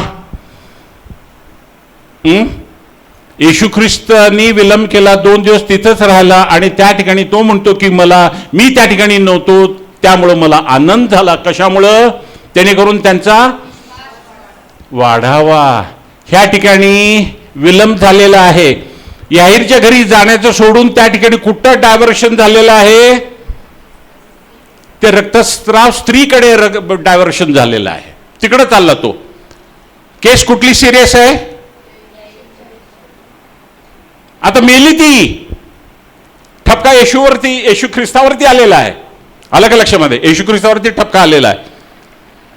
म्हणजे त्या ठिकाणी तू जर लवकर जर आला असता, आपल्या घरी जर आपण गेलो असतो तर मेली नसती ती. आता मेली ती आणि हे आले आणि म्हणतात की आता प्रेतक्रिया करायची, चल आता गुरुजीला त्रास देऊ नको. येशूने उत्तर दिले, भिवू नको, विश्वास ठेव. भीती काय करते? विश्वास आपला सर्व काढून टाकते, पुसून टाकते. भीती ज्या वेळेला परिस्थिती आपल्या सर्व नियंत्रणाच्या बाहेर जाते, सर्व परिस्थिती आपल्या नियंत्रणाच्या बाहेर. कधी तुमच्या जीवनामध्ये असा कधी घटना झाली का की ज्या वेळेला सर्व परिस्थिती तुमच्या आटोक्याच्या बाहेर गेलेली आहे? प्रत्येकाच्या जीवनामध्ये ही वेळ येतेच. त्यावेळेला वाटतं आपलं सर्व संपून गेलेलं आहे, त्यावेळी आपण काय करायचं? विश्वासामध्ये बळकट राहायचं. विश्वास. त्यावेळेला आपला विश्वास अत्यंत दृढ असला पाहिजे. याहीरची मुलगी मेलेली आहे, येशूने म्हटले भिवू नकोस, विश्वास ठेव. आणि त्याची मुलगी पुन्हा जिवंत झालेली आपण पाहतो. सर्व त्या ठिकाणी घरी गेले तर काय त्या ठिकाणी पिक्चर आहे, काय त्या ठिकाणी दृश्य आहे? त्या ठिकाणी सर्वजण त्या ठिकाणी भाडेकरू बोललेले आहेत. कशासाठी बोललेले आहेत? भजन करण्यासाठी, रडण्यासाठी. बघा, पैसे देऊन बोलवायचे, डोळ्यामध्ये अश्रू नाही पण नुसतं भोकाड पसरतात. असे पण लोक आहेत. येशू म्हणला त्या ठिकाणी, अरे ती मेली नाही, ती झोपलेली आहे. आणि त्या ठिकाणी जाऊन त्या ठिकाणी तो काय करतो? विश्वास कधी सुरुवात होते? विश्वासाला. आलं का लक्षात? कधी? परिस्थिती सर्व नियंत्रणाच्या बाहेर गेल्यानंतर विश्वास कधी सुरू होतो? जी एखाद्या व्यक्तीच्या घरामध्ये अत्यंत आवडणारी ती व्यक्ती त्या ठिकाणी मृत पावली, विश्वास संपलेला नाही. खरा विश्वास तिथून सुरू होतो. समजून घ्या प्रियांनो, फार महत्वाचं आहे येते. उगीच त्या ठिकाणी विश्वास आणि प्रीती नाही नाही नाही नाही नाही फार गूढ आहेत, फार गूढ ह्याच्यामधले अर्थ आहेत. हे मी तुम्हाला समजून सांगितलेलं आहे. आपण सुरू करू आता. मला उत्सुकता लागली, तुमच्यापेक्षा मला उत्सुकता लागली की कधी सुरू करतात. मला जे परमेश्वरांनी माझ्या हातामध्ये जे काही मेंढरं दिलेले आहेत त्यांचा नाश मला करायचा नाही हो. मी 99 सोडून त्या ठिकाणी येशू ख्रिस्ताप्रमाणे त्या ठिकाणी एकाला त्या ठिकाणी शोधत बसणार नाही. मी सर्वांना 100 बसवेन इथं आणि त्यांना म्हणणार बसा, मी पण बसतो, तुम्हाला शिकवतो त्या ठिकाणी. म्हणून एकाला पण त्या ठिकाणी पळून जाण्याची आवश्यकता लागणार नाही. कळलं का? परमेश्वर किती चांगला आहे याचा अनुभव घेऊन पहा. त्याची मुलगी पुन्हा जिवंत झालेली आहे. कशामुळं? तो त्या ठिकाणी येशू ख्रिस्ताने म्हणला भिवू नकोस, परंतु त्या ठिकाणी विश्वास ठेव. मार्क 5:27 मध्ये ह्या ठिकाणी 12 वर्ष रक्तस्राव होणारी स्त्री, तिच्याबद्दल लिहिलेलं आहे. 27वे वचन मार्क 5:27. येशूविषयीच्या गोष्टी ऐकून ती त्या गर्दीत शिरली आणि त्याच्या मागे येऊन त्याच्या वस्त्राला शिवली. 5:28 मध्ये, कारण ती म्हणत होती केवळ ह्याच्या वस्त्रांना शिवले तरी मी बरी होऊन. कोणीतरी तिला सांगितलं की तुझा आजार आहे ना, त्या ठिकाणी त्याला शिवायचं हो, त्याला शिवायचं म्हणजे तू बरी होतेस. 12 वर्ष ह्या स्त्रीने येशूवरती विश्वास ठेवला नाही, परंतु ज्या वेळेला तिची परिस्थिती अत्यंत बिकट झाली त्यावेळेला तिनं येशूवरती विश्वास ठेवला. ती घाबरली नाही. 12 वर्ष तिने त्या ठिकाणी वैद्यांकडे ती गेलेली आहे. वैद्यांकडे तिने संपूर्ण आपला पैसा त्या ठिकाणी खर्च केलेला आहे आणि त्यामुळे तिचा आजार बरा झालेला नाही. परंतु बायबल काय सांगतं, तिची परिस्थिती अत्यंत बिकट झाली. आशा राजाने हेच केलं. अगोदर परमेश्वराने त्याला सहाय्य केलं म्हणून तो परमेश्वराने काय केलं, परमेश्वराच्या पाठीमागे तो चालत होता. परंतु जेव्हा त्याला पायाचा रोग झाला त्यावेळेला त्यांनी परमेश्वराच्या पाठीमागे जाण्याच्या ऐवजी त्यांनी काय केलं, त्या ठिकाणी वैद्यांच्या पाठीमागे गेला आणि तो मेलेला आहे. बरं का, तो मेलेला आहे. असा राजाच्या बाबतीत आता वेळ नाही तिथं जाण्यासाठी. केवळ त्याच्या वस्त्रांना शिवले तर मी बरे होईन. 12 वर्ष ह्या स्त्रीने येशूवरती विश्वास ठेवला नाही, परंतु ज्या वेळेला तिची परिस्थिती अत्यंत बिकट झाली त्यावेळेला तिने येशूवरती विश्वास ठेवला. ती घाबरली नाही. स्थिर विश्वास ठेवणे.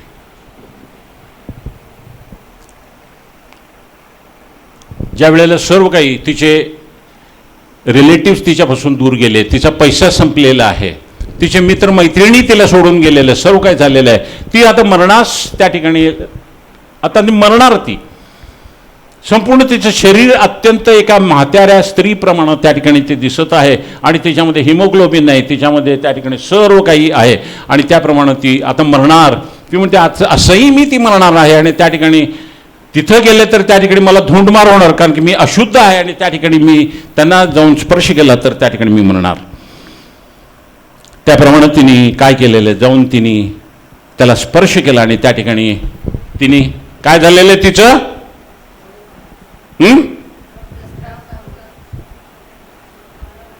थांबला, सुकला म्हणून म्हटलेलं त्या ठिकाणी. वाचलं का तुम्ही? The flow dried up, dried. सुकला म्हणजे काय अर्थ, काय काढायचा त्याचा पुढचं? पुन्हा तो सुरू होतो. सुकल्यामुळं त्या ठिकाणी थांबला. आलं का लक्षामध्ये? बर. त्यावेळेला ती गेली आणि येशू ख्रिस्ताला शिवल्यानंतर त्या ठिकाणी रक्तस्राव थांबला ना. त्या ठिकाणी सुकला. बरोबर आहे.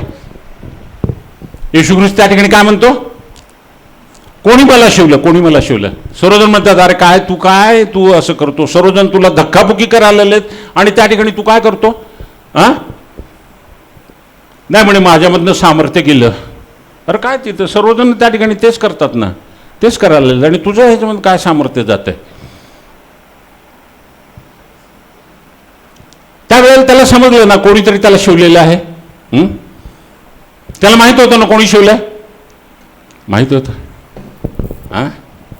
देव आहे, तो देव आहे, सर्व जाणतो तो. त्यावेळेला म्हणाला का त्या स्त्रीला बोलून आणा इकडं, तिने मला स्पर्श केलेला आहे, जा पोरी जा, तुझ्या विश्वासानं तुला, म्हणाला का तो? रक्ताचा थांबला ना, सुकला ना, त्या ठिकाणी येशू ख्रिस्तानी म्हणायला पाहिजे होतं ना त्याला, तिला म्हणायला पाहिजे होतं, जा तुझा पोरी, जा तुझ्या विश्वासानं तुला बरं केलं. तसं तो म्हणला नाही. त्यानंतर तो काय केलं, त्यांनी काय केलं, थांबला तो. ती आली समोर, घाबरत घाबरत ती आली आणि त्या ठिकाणी ती काय म्हणाली, त्या ठिकाणी असंच आहे, मी कोणीतरी मला सांगितलं आणि त्याप्रमाणे मी आले आणि मी तुला स्पर्श केला आणि त्या ठिकाणी मी शिवले. वचन कुठं आहे? 10:10 मध्ये रोमकरास 10:10 मध्ये वचन कुठं आहे? अंतकरणामध्ये आहे. अंतकरणामध्ये ते वचनावरती आपण काय करतो? भरोसा ठेवतो, विश्वास ठेवतो आणि मुखाने आपण काय करतो? ते जे भरोसा ठेवलेले जे वचन ते आपण काय करतो? मुखाने आपण बोलतो आणि ते बोलल्यानंतर जे काय आपण बोललो त्याप्रमाणे आपल्याला आरोग्य प्राप्त होतं.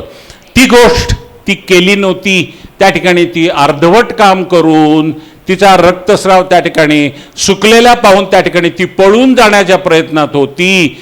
परंतु त्या ठिकाणी तिला काय झालं असतं? अर्धवट आरोग्य मिळालं असतं. म्हणून त्या ठिकाणी पूर्ण आरोग्य तिला मिळालं नाही.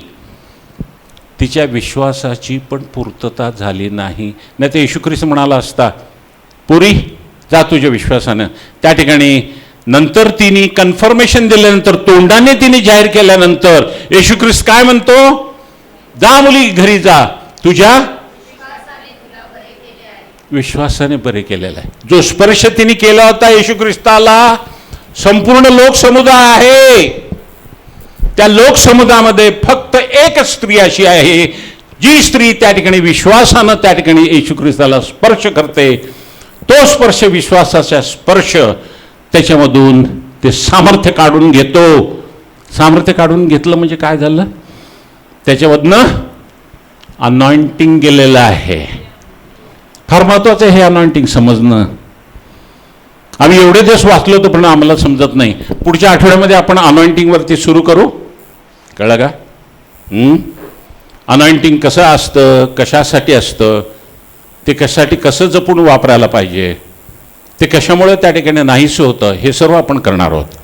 तर ह्या ठिकाणी काय झालेलं आहे, आता संपलेलं नाही बरं का, तयारी करू नका जायची. मार्था येशूला म्हणाली, योहान 11 आणि 21 मध्ये, प्रभूजी आपण येथे असता तर माझा भाऊ मेला नसता. अजून हे ध्रुपद चालूच आहे बरं का या दोघींचं. म्हणजे तू आला, उशीर आला, 2 दिवस तिथे थांबला आणि परत त्या ठिकाणी मला काही आमच्या त्या लोकांनी सांगितलं, त्या ठिकाणी तुला आनंद झाला म्हणे येशू ख्रिस्ता, तू तिथं नव्हता म्हणून. कसलास रे तू, कसला आनंद होतो? हे तर आम्ही दुःखाने रडालेलो आम्ही दोघी. म्हणजे ती येशूला म्हणाले, आपण याला विलंब केला, आता तू मेला आहे, सर्व संपलं आहे, आमचा विश्वासही त्या ठिकाणी सर्व गेलेला आहे, आता काय उपयोग नाही, जा तू आता परत घरी जा. योहान 11:23 येशूने तिला म्हटले, तुझा भाऊ पुन्हा उठेल, पुन्हा उठेल. तो कशाबद्दल चाललेले आहे? हे विश्वासासंबंधी चाललेले विश्वास. योहान 11:24 मार्था त्याला म्हणली, तो शेवटल्या दिवशी पुनरुत्थानासमोर पुन्हा उठेल हे मला ठाऊक आहे. बघा पुन्हा ध्रुपद. काही लोक त्या ठिकाणी पुष्कळ दाखवतात, आम्ही फार धार्मिक आहोत, आम्हाला पुष्कळ वचन येतं, फार माहिती आहे. तशातले हे मार्था मरिया दोघी, आम्हाला माहिती आहे रे, काय सांगतो तू जास्ती. शेवटच्या दिवशी ती पण उठणार, आम्हाला सर्वांनाच माहिती आहे. शिलो चर्चमध्ये आम्हाला सर्वांना माहिती आहे शेवटच्या दिवशी आम्ही उठणार आहे. तो म्हटला, पुनरुत्थान व जीवन मी आहे. आत्ता ह्या क्षणाला पुनरुत्थान, आत्ता या क्षणाला. फेथ वर्क्स नाव. भूतकाळ, पूर्व, हे भविष्यकाळ ह्याच्यामध्ये बोलायचं नाही आपण. नेहमी त्या ठिकाणी कुठला काळ? वर्तमान काळामध्ये बोलायचं, वर्तमान काळामध्ये. मार्था त्याला म्हणले, तो शेवटच्या दिवशी पुनरुत्थानासमोर पुन्हा उठेल हे मला ठाऊक आहे. योहान 11:25 येशूने तिला म्हटले, पुनरुत्थान व जीवन मीच आहे, जो माझ्यावरती विश्वास ठेवतो तो मेला असला तरी जगेल. काय महत्वाचं आहे? येशूवरील विश्वास महत्वाचा आहे का? येशूला का आनंद झाला? तो तिथे नसल्या कारणाने, कारण त्याची इच्छा होती की त्यांनी विश्वास ठेवावा. काही गोष्टी आमच्या जीवनामध्ये होत नाहीत, विलंब होतो. परमेश्वरची योजना असते की ह्या ठिकाणी आमचा लेवल त्या ठिकाणी जसा पाहिजे त्या ठिकाणी तो लेवलला नाही आहे, म्हणून त्या ठिकाणी गोष्टी होत नाही आहेत, त्या ठिकाणी आमच्यावरती आमच्या गोष्टींमध्ये विलंब होतो. योहान 11:26 मध्ये, आणि जिवंत असलेला प्रत्येक जण जो माझ्यावरती विश्वास ठेवतो तो कधीही मरणार नाही, हे तू खरे मानतेस काय? योहान 11:32 मग येशू होता तेथे मरिया आल्यानंतर त्याला पाहून ती त्याच्या पायी पडली व त्याला म्हणे, प्रभूजी, आपण येथे असतं तर माझा भाऊ मेला नसता. यावरून आम्ही काय शिकतो? हेच की आजार मरणासाठी नाही परंतु परमेश्वराचं व त्याच्या पुत्राचं गौरव करण्यासाठी आहे म्हणून आहे. दोघी त्याच विचारांच्या आहेत. म्हणजे किती वेळ त्या एकत्र बसून त्या ठिकाणी गप्पा मारल्या असतील बघा त्या दोघींनी. दोघांचे विचार सारखेच आहेत, सारखेच आहेत. नियमितपणे आम्ही परमेश्वराचं गौरव आम्ही केलं पाहिजे हे अगत्याचं आहे. गौरव आजार यांचं आध्यात्मिक नातं आहे. आजार कशासाठी आहे? परमेश्वर आम्हाला आठवण करून देतो, अरे तू गौरव दिलं नाही, मला गौरव दिलं नाही, तुला एवढं केलं, मी एवढं केलं, एवढं सर्व केलं. हन्नानी गौरव केला बरं का. हन्नानी ज्याप्रमाणे मागितलं त्याप्रमाणे दिल्यानंतर लगेच तिने काय केलं? मी लगेच अर्पण करते. हृदय काढून दिलं. हृदय कोण हो त्या ठिकाणी? नवीन एखाद्या इतक्या वर्षानंतर त्या ठिकाणी लेकरू झाल्यानंतर ते लेकरू घेतं आणि असे ते घाणेरडे लोक आहेत त्या ठिकाणी चर्चमध्ये, होफनी आणि फिनियास दारू पितात, सर्व घाणेरडे करतात आणि त्यांच्या त्या सानिध्यामध्ये माझ्या लेकराला तिथं मी टाकू का? नाही टाकणार. ती उलट देवाला म्हणालेच नाही. मी तर असतो तर म्हटलं होतं, देवा तुझ्या मंदिरामध्ये बघते तुझे सेवक त्या ठिकाणी चांगले नाहीत, मी तिथं माझं पोरगं हे होऊन जाईल, ते नाही टाकणार मी. पण तसं तिने केलं नाही. परमेश्वरावरती तिने विश्वास ठेवला. गौरव आजार यांचं आध्यात्मिक नातं आहे. आजार होतात कशासाठी? आम्ही परमेश्वराला गौरव दिला नाही. प्रत्येक वेळेला एक त्या ठिकाणी दिवसाभरामध्ये मी तुम्हाला खोटं सांगत नाही, मी इथं उभारून मी बोलतो, मी 2-2 मिनिटाला पण त्या ठिकाणी परमेश्वराला गौरव देत असतो बरं का. काही कारण नाही. मी पाण्याचा एखादा घोट घेतला, परमेश्वरा तुला धन्यवाद. मी उठलो, परमेश्वरा तुला धन्यवाद. मला चांगलं दिसतं, परमेश्वरा तुला धन्यवाद. जर परमेश्वराचं गौरव केलं नाही तर तो काही गोष्टी आमच्या जीवनात होऊ देतो. उदाहरणार्थ आजार, जेणेकरून आम्ही त्याचे गौरव करावे. नेहमी परमेश्वराचं गौरव करा आणि काय करा? आजारापासून दूर राहा. आजारापासून दूर राहा. योहान 11:35 येशू रडला. का बरं रडला? कारण दोघींनी येशू ख्रिस्तावरती विश्वास ठेवलाच नाही.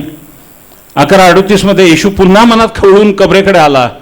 ती गुहा होती आणि तिच्या तोंडावरती धोंड ठेवलेली होती.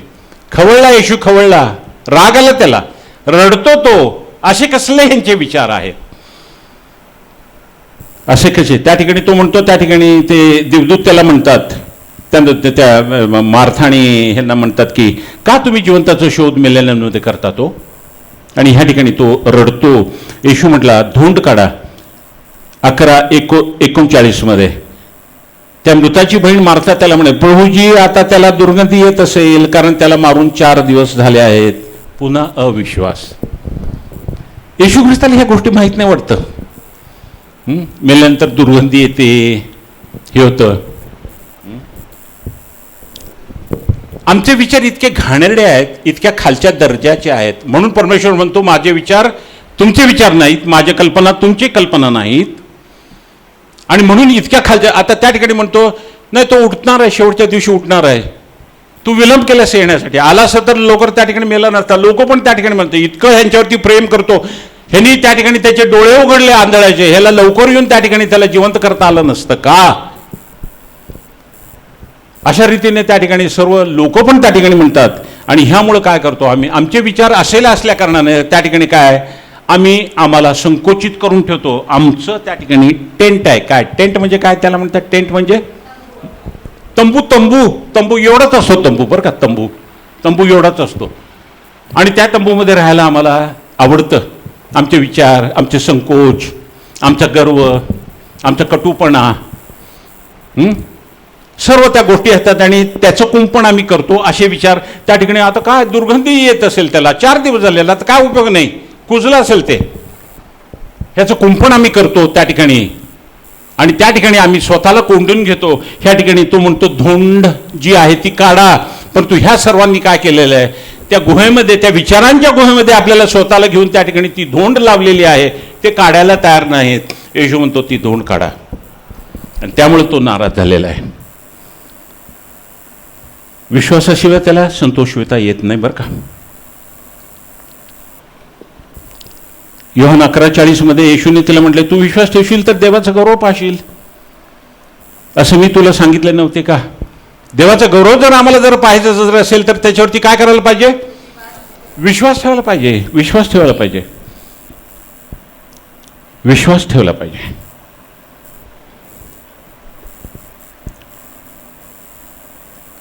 देवाचा गौरव पाहणे. तू जर विश्वास जर ठेवलास तर तू काय करशील? देवाचा गौरव पाहशील. परमेश्वराचा गौरव पाहणे म्हणजे काय हो? परमेश्वराचा गौरव पाहणे म्हणजे काय? परमेश्वराचं गौरव पाहणे म्हणजे त्याचा चांगुलपणा, त्याचा चांगुलपणा, त्याचा चांगुलपणा. मोशे देवाला म्हणाला, मला तुझं गौरव दाखव. बघ आणि परमेश्वर त्याला म्हणाला की त्या खडकाच्या खापरात मी तुला ठेवतो आणि त्यानंतर मी माझा चांगुलपणा तुझ्या समोरून मी नेईल. चांगुलपणा म्हणाला, मी तुझं माझं गौरव मी तुला दाखवतो असं म्हणाल नाही. माझा चांगुलपणा तुझ्यापासून. ते खडक आहे. ते खडक कोण आहे? येशू ख्रिस्त आहे. त्या कपारामध्ये हा तो आम्हाला बसवतो, कारण येशू ख्रिस्तामध्येच आम्हाला सोडणार. जर येशू ख्रिस्ताला जर परमेश्वराला आम्ही तसंच जर पाहिलं तर त्या ठिकाणी आम्ही भस्म होऊन जाऊन. म्हणून तो काय म्हणाला? त्या कपारेमध्ये मी तुला ठेवतो, त्याच्यावरती माझा हात ठेवतो आणि त्याच्यानंतर मी माझा चांगुलपणा तुझ्या समोरून मी तुला जाताना मी दाखवेन. निर्गम 33:18 तो म्हणाला, कृपा करून मला तुझे तेज दाखव, म्हणजे तुझे गौरव दाखव. 33:19 निर्गम, मी आपले सर्व चांगुलपणा तुझ्या पुढे चालवीन. तुझ्या समोर परमेश्वर ह्या नावाची मी घोषणा करीन. ज्याच्यावरती कृपा करावी असे वाटेल त्याच्यावरती मी कृपा करेन आणि ज्याच्यावरती दया करावी असे वाटेल त्याच्यावरती मी दया करेन. निर्गम 34:6 परमेश्वराने त्याच्या समोरून जाताना अशी घोषणा केली, परमेश्वर दयाळू, कृपाळू, देव, मंदक्रोध, दयेचा व सत्याचा सागर. हे सर्व परमेश्वराचा चांगुलपणा आहे. आम्ही पापी असं त्यांनी आम्हाला आमच्या पापाच्या प्रमाणात त्यांनी आम्हाला पारिपत्य आमचे केले नाही. इतका चांगला परमेश्वर आहे. देवाचे गौरव म्हणजे देवाचा चांगुलपणा. योहान 11:41 मृताला ठेवले होते, तिथून त्यांनी धुवून काढली. तेव्हा येशूने दृष्टी वर करून म्हटले, हे बापा, तू माझे ऐकलेस म्हणून मी तुझे आभार मानतो. बापाने येशूला ऐकल्याशिवाय कोणतीही गोष्ट होत नाही. योहान 11:42 मला माहीत आहे की तू सर्वदा माझे ऐकतोस, तरी जो लोक समुदायासोबती उभा आहे याच्याकरता मी बोललो मोठ्याने, यासाठी की तू मला पाठवले आहेस असा त्यांनी विश्वास धरावा. विश्वास ठेवावा. येशूला पाठवलेलं आहे, आमच्यासाठी पाठवलेलं आहे, त्याच्यावरती आम्ही विश्वास. योहान 11:43 असे बोलून त्याने मोठ्याने हाक मारून म्हटले, लाजार बाहेर ये. लाजार गुहेतून बाहेर येतो, परंतु त्याचे हात पाय प्रेत वस्त्राने बांधलेले व त्याचे तोंड झाकलेले असे. तो येशू समोर येऊन उभा राहतो. येशू शिष्यानं म्हणतो, त्याला मोकळे करा, त्याला मोकळे करा. येशूने मोकळं केलेलं आहे त्याला. लाजार त्वरित बाहेर ये. परंतु आला कुठल्या अवस्थेत आला?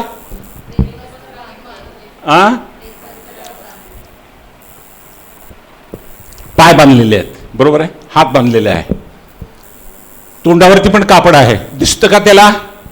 नाही दिसत. पायाला बांधलेलं आहे. चालता येते का त्याला? हात बांधलेले आहेत. त्याला हात हलवता येतात का? मग कसं काय येशूच्या समोर आला? अहो, परमेश्वर आहे. त्याला कसं आणायचं तो बरोबर आणतो. परंतु ह्यामध्ये प्रकटीकरण त्यांनी आम्हाला काय दिले? येशू ख्रिस्ताला काय त्याच्या शिष्यांना सांगावं लागलं? त्याचे सर्व हातपाय सोडा आणि त्याच्या चेहऱ्यावरती ते प्रेत वस्त्र काढा आणि त्याला मोकळं करा. आमची अवस्था त्या ठिकाणी दाखवलेली आहे. येशू ख्रिस्ताने आम्हाला जिवंत केलं, आमच्यासाठी प्राण दिला, आमच्यासाठी आहुती दिली, आमच्यासाठी अत्यंत पवित्र ठिकाण त्या ठिकाणी मोकळं केलं, ज्या ठिकाणी दया आणि कृपा आहे. त्या ठिकाणी आमच्यासाठी तारण दिलं, आमच्यासाठी जागा तयार करायला तो गेलेला आहे. आम्हाला मृत अवस्थेमधून त्या ठिकाणी आम्हाला पुनरुत्थित केलं. पवित्र आत्म्याने आम्हाला तिथून काढलं, घेतलं आणि ख्रिस्त येशूमध्ये स्वर्गामध्ये पित्याच्या उजवीकडे आम्हाला बसवलेलं आहे. ख्रिस्त येशूमध्ये. तरी देखील आमच्या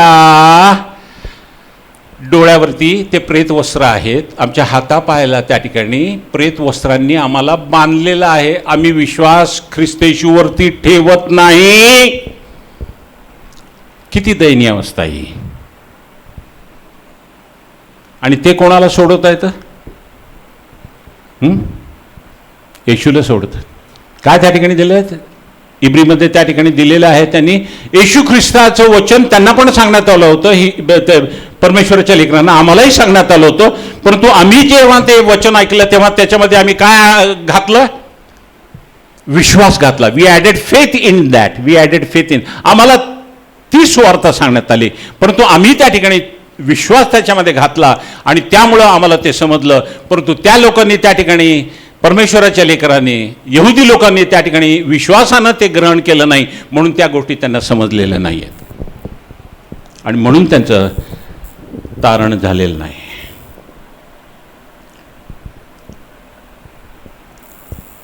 येशूमध्ये गेल्यानंतर त्या ठिकाणी काय त्याने मोशेच्या डोळ्यावरती काय होतं? मोशेच्या डोळ्यावरती काय होतं? वेल होती. वेल वेल वेल वेल म्हणजे फडकं बांधलं होतं ना. मोशेच्या डोळ्यावरती फडकं बांधलं होतं का नाही? कारण तो परमेश्वराकडे जाऊन आल्यानंतर त्याच्या डोळ्यावरती फार मोठं तेज होतं. हे लोकांना त्याचा त्रास व्हायचा आणि म्हणून त्याला काय झालं, बाबा तुझं फार तेज आहे, तू डोळ्यावरती काहीतरी बांध बाबा. आणि म्हणून तो बांधायचा. आणि म्हणून पुढं सांगितलेलं आहे की आमच्या डोळ्यावरची पट्टी आहे, आमचा जो आंधळेपणा आहे तो कुठं कोणाकडे गेल्यानंतर तो निघतो? येशू ख्रिस्ताकडे गेल्यानंतर त्या ठिकाणी ती पट्टी निघून जाते आणि त्यामुळं त्या ठिकाणी ते प्रेतवस्त्र जे आहेत ते कुठं निघतात? येशू ख्रिस्ताचं वचन वाचल्यानंतर ती प्रेतवस्त्र निघून जातात. योहान 9:2 मध्ये येशू शिष्यांनी त्याला विचारले, गुरुजी कोणाच्या पापामुळे हा असा आंधळा जन्मास आलाय? ह्याच्या किंवा त्याच्या आईबापांनी पाप केले हो? सांगा ना मला. योहान 9:3 मध्ये येशूने उत्तर दिले, ह्याने किंवा ह्याच्या आईबापाने पाप केले असं नाही, तर ह्याच्यातही देवाचं गौरव प्रकट व्हावं म्हणून हा असा जन्मास आलेला आहे. असा जन्मास आलाय. कोणी पाप केलं म्हणून नाही, परंतु देवाला गौरव देणं हे गरजेचं आहे म्हणून त्या ठिकाणी तसा जन्मास आलेला आहे. कधी कधी आमच्या जीवनामध्ये पण असं होतं, आम्हाला वाटतं की काय परमेश्वरानं असं केलेलं आहे. तसं नाही. त्या ठिकाणी परमेश्वराचं गौरव त्या ठिकाणी करायचं असतं. जेव्हा आम्हाला हे प्रकटीकरण येतं त्यावेळेला तुम्ही परमेश्वराचं गौरव करा. बघा त्या ठिकाणी परिस्थिती बदलून जाते. आमेन. योहान 5:14 मध्ये बेथसेदा त्या ठिकाणी 38 वर्ष त्या ठिकाणी तो मनुष्य आहे. 38 वर्ष. परंतु त्या ठिकाणी शैतानाने काय केलं? सर्वांना कामाला लावलं बरं का शैतानाने. काय कामाला लावलं सांगाल का कोणी?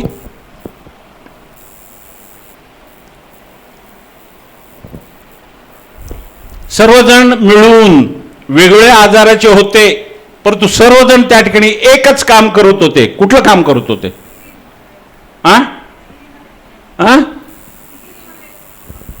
काय काम करत होते? काय काम करत होते? एकच काम करत होते. सर्वजण एकच काम करत होते. ते बघत होते ना. लंगडा तेच बघत होता, आंधळा तेच बघत होता, पॅरालिटिक तेच बघत होता, लुळा तेच बघत होता. शैतानाने कामाला लावलं. एजंट्स आहेत त्याला कामाला लावलं. सर्वांनी काय करायचं?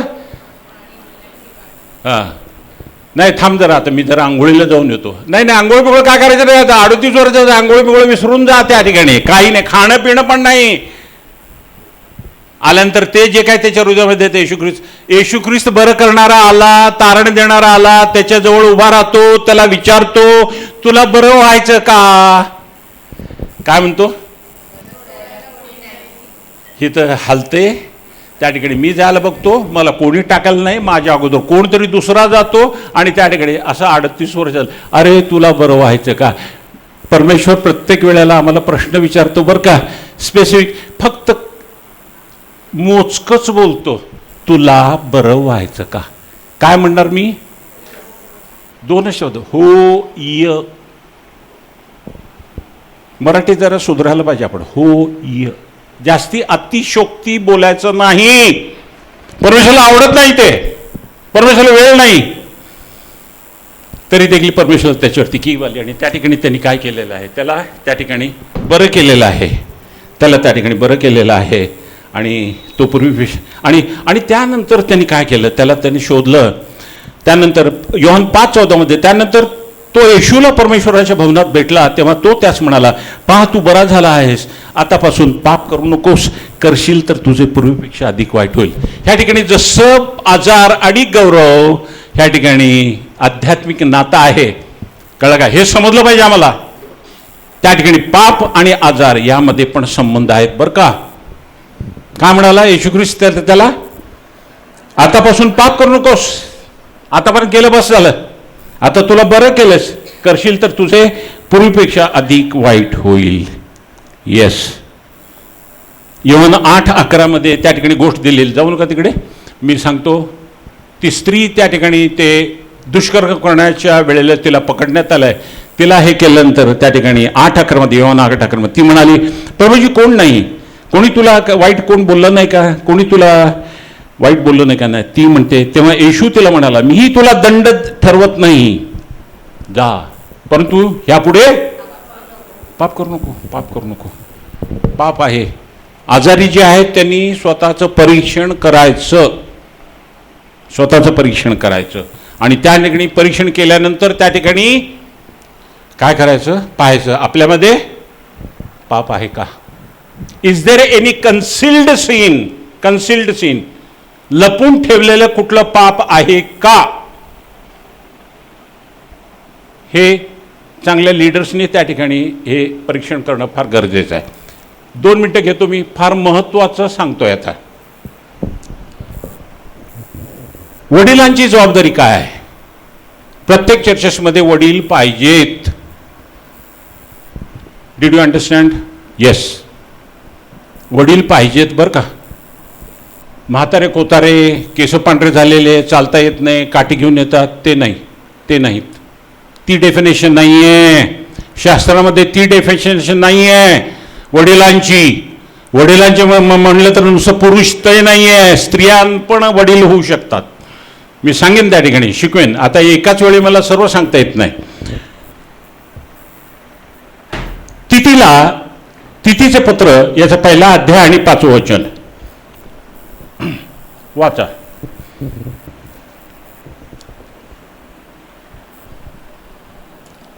अध्यक्ष हा देवाचा कारभारी आहे. तीत 1 आणि 5वं वचन. मी तुला हां, क्रेतात यासाठी ठेवून आलो.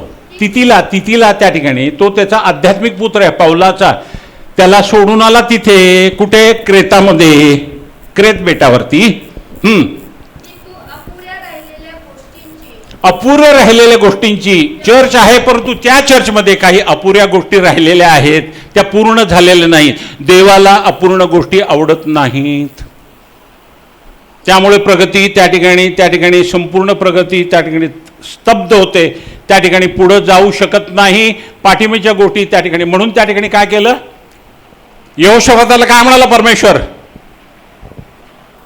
कोण सांगेल? तू आपल्या घराची काय कर? अबराबरी कर, हो की नाही? कारण की पुष्कळ मी बघतो तुझ्या घरामध्ये पुष्कळचं त्या ठिकाणी सर्व पसारा पडलेला आहे. काय काहींच्या घरामध्ये मी जातो बघतो त्या ठिकाणी पुष्कळ पसारा पडलेला असतो, पुष्कळ पसारा पडलेला असतो.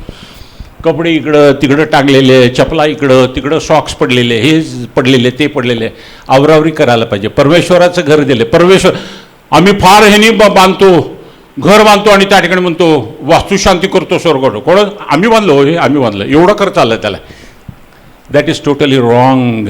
कोणाचं आहे? परमेश्वर घर बांधत नाही तर बांधणाऱ्यांचे श्रम परमेश्वराने दिले होते. परमेश्वराला गौरव द्या, परमेश्वराला गौरव द्या. ते परमेश्वराचं गौरव आहे, परमेश्वराचं त्या ठिकाणी. म्हणून त्या ठिकाणी ते काय करा, ते नीटनेटकं ठेवा. काही जरी नसेल, आमच्याकडे एक खोली असेल परंतु त्या ठिकाणी त्या खोलीमध्ये फर्निचर पण नसू दे, परंतु त्या ठिकाणी ती स्वच्छपणे ठेवा. एखादं शर्ट आणि एखादं जर पॅन्ट जर असेल, अत्यंत जीर्ण झालेलं असेल, जीर्ण होऊ दे त्या ठिकाणी, परंतु तेच धुवून त्या ठिकाणी ते इस्त्री करून त्या ठिकाणी वापरा. परमेश्वर तुमचं हृदय पाहतो आणि त्याप्रमाणे तुम्हाला आशीर्वादित करेल. हे आशीर्वाद मिळण्यासाठी आहे. आणि मी तुला क्रेत बेटावरती यासाठी ठेवून आलो की तू पूर्ण न झालेल्या गोष्टींची व्यवस्था करावी. व्यवस्था करणे, पूर्ण नसलेल्या गोष्टी शोधा. पुष्कळच्या गोष्टी आहेत. मी आता सांगणार नाही. ह्या मंडळीमध्ये पुष्कळच्या गोष्टी आहेत ज्या त्या ठिकाणी अपूर्ण आहेत. लिस्ट देईन तुम्हाला, परंतु मी सांगणार नाही. आपण त्या ठिकाणी काय करायचं, आपण त्याचं संशोधन करायचं आणि त्याप्रमाणे आपण काय करायचं. त्या ठिकाणी परमेश्वराला आवडत नाही ना, तू पूर्ण न झालेल्या गोष्टींची व्यवस्था करावी आणि मी तुला आज्ञा केल्याप्रमाणे तू प्रत्येक नगरात वडील नेमावेत. नुसतं चर्चेसमध्ये नाही, प्रत्येक नगरामध्ये वडील नेमा. वडिलांची सेवा फार महत्वाची आहे. कुठली सेवा आहे ती? याकोब 5:14. तुमच्यापैकी कोणी दुखणाईत आहे का? त्याने मंडळीच्या वडिलांना बोलवावे आणि त्यांनी प्रभूच्या नावाने त्याला तेल लावावे व त्याच्यावरती ओढून प्रार्थना करावी. तेल लावावे म्हणजे काय? अनॉइंटिंग दिलेलं आहे एल्डर्सना, ती पॉवर दिलेली आहे. Healing ministry belongs to elders. लक्षात घ्या. पास्टर तर आहेत, मी सांगेन त्याप्रमाणे, परंतु एल्डर्स मिनिस्ट्री ह्या ठिकाणी दिलेली आहे. काय सांगितलं? कोणी जर दुखणाईत आहे तर त्यांनी मंडळीच्या वडिलांना बोलवावे आणि त्यांना प्रभूच्या नावाने त्याला तेल लावावे, त्या वडिलांनी तेल लावावे व त्याच्यावरती ओढून प्रार्थना करावी. ही वडिलांची जबाबदारी असून त्यांनी ती प्रामाणिकपणे पूर्ण केली पाहिजे. घरी जाऊन रुग्णाला तेल लावून व त्याच्यावरती ओढून प्रार्थना करायला पाहिजे. काय ती वडिलांची मिनिस्ट्री? कुठली? हिलिंग मिनिस्ट्री आहे. रजिस्टर मेंटेन करा. आठवड्यामध्ये त्या ठिकाणी 7 दिवस आहे. 7 दिवस 7 जणांच्याकडे गेल्यानंतर त्या ठिकाणी त्यांना तेल लावून प्रार्थना केल्यानंतर त्या ठिकाणी काय, ती मंडळी पास्टरपेक्षा त्या ठिकाणी एल्डर्सला ज्या ठिकाणी ओपन होतात मंडळीचे लोक आणि त्या ठिकाणी ते काय करतात, नंतर त्या ठिकाणी काय ते काय करतील, पुढं काय करतील, प्रार्थना केल्यानंतर ते आपलं पाप त्या ठिकाणी कबूल करतील वडिलांकडे आणि मग नंतर ते बरे होतील आणि परमेश्वर त्यांना बरं करेल असं म्हटलेलं आहे. हिथं त्या ठिकाणी सर्वांसमक्ष त्या ठिकाणी ते पाप कबूल करू शकत नाहीत, परंतु घरी गेल्यानंतर एल्डर्स गेल्यानंतर त्या ठिकाणी ते एल्डर्सनी विश्वासामध्ये घेऊन त्यांना त्या ठिकाणी सांगितल्यानंतर ते तेल लावून प्रार्थना केल्यानंतर त्यांचा आजार त्या ठिकाणी बरा होतो आणि त्या ठिकाणी ते वाचतात. एखाद्या पाप जर असेल तर ते त्या ठिकाणी कबूल करतात. ही आहे एल्डरची मिनिस्ट्री आणि म्हणून तीच आणि त्या ठिकाणी तिमोथीला पण त्या ठिकाणी सांगितलेलं आहे. 1 तिमोथी 2 तिमोथीमध्ये त्या ठिकाणी दिलेलं आहे.